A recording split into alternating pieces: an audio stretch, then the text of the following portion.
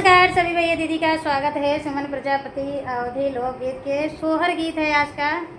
बहुत ही अच्छा सोहर गीत है। जिन बहन को बच्चे नहीं होते यानी माँ नहीं बनती तो उनको सब लोग ताने देते हैं तब भी चल जाता है। जब पति ताना देता है तो अच्छा नहीं लगता, बहुत ही कष्ट होता है दिल को। आइए आप सबको सोहर के माध्यम से आप लोग को बताते हैं गीत कैसा है।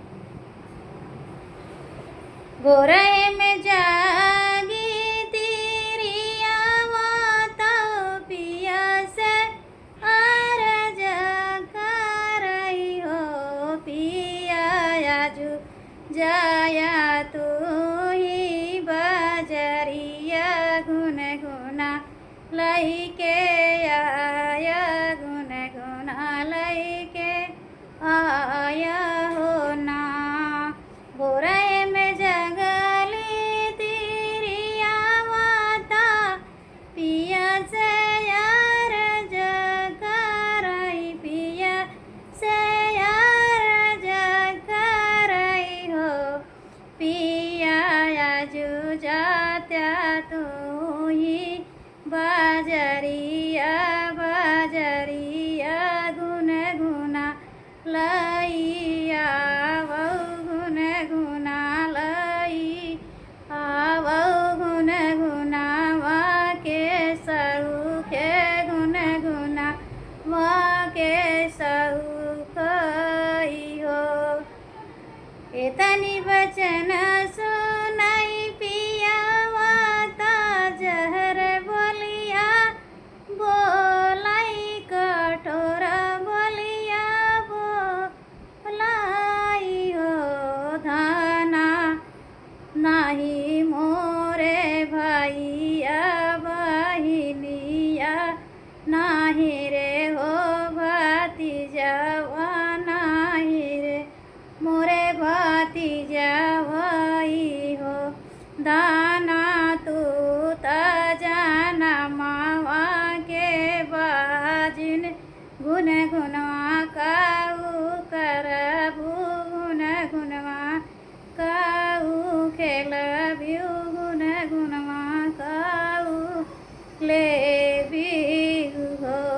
धनिया तू ताजा मावा के बाजिन गुन गुनवा काऊ ले गुन गुनवा कब जऊ ना। एतनी बचन सुनाई धाना ता मनवा दुखिया भये मनवा दुखिया भये नाया बा चली जाई अपने नहीं हरावा कठोर दुख सुनाई कठोर बोलिया सुनाई हो। एक बन जाई ता धनिया दूसरे बन जाई नी हो। अब तीसरे में माइया के दुअरिया ही मैया के नागरिया हो। बहरनी भाटू की भीतर सुनाओ मोरी मायरिया हो ना माई काउने रीत में हम का जन्म यू बाजिन कहला यू बाजिनिया कहवा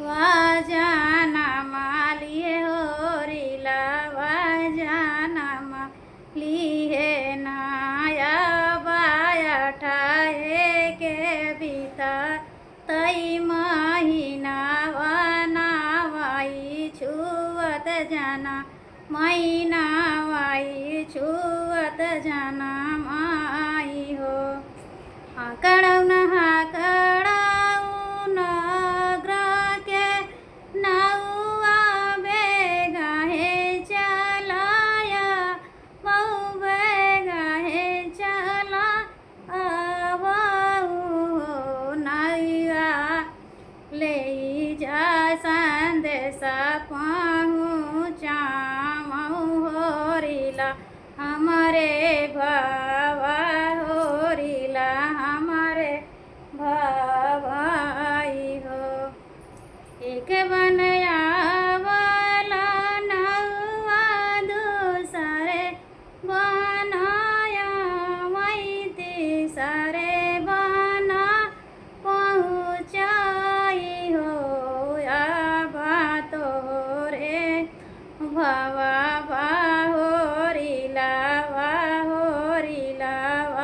के दिनावा बजावऊ हो बधाइया बजावऊ हो बधाइया ना एतनी बचन सुनाई पियावता खुशी से भूल की गए खुशी से भूल की गए नाया धाई के जाई हो बजरिया गुन गुनवालई के आमाई गुन गुनवालई के आमाई हो तू ही मोरी धनिया से धनिया तू आई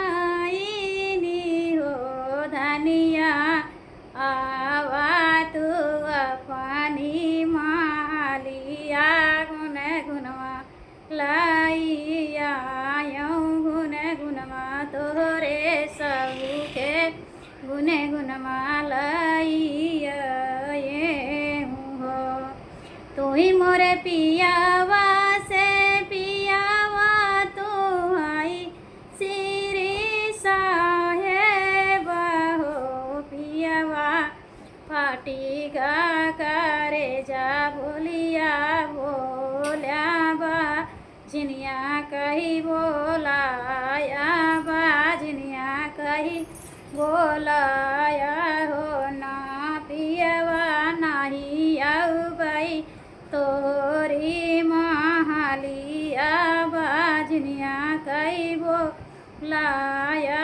बाजनिया कही बोलाया हो ना तो ही मोरी रनिया से रनिया तो हाई श्री साहेब ओ रानी राम आली खानिया तो मेटी दा कहानिया मोरा मेटी दा कहलिया मोरी मेटी दा हो ना रानी का बाहू ना ऐसा बोलिया बोला बैला वट घरे आवो वट घरे आवो।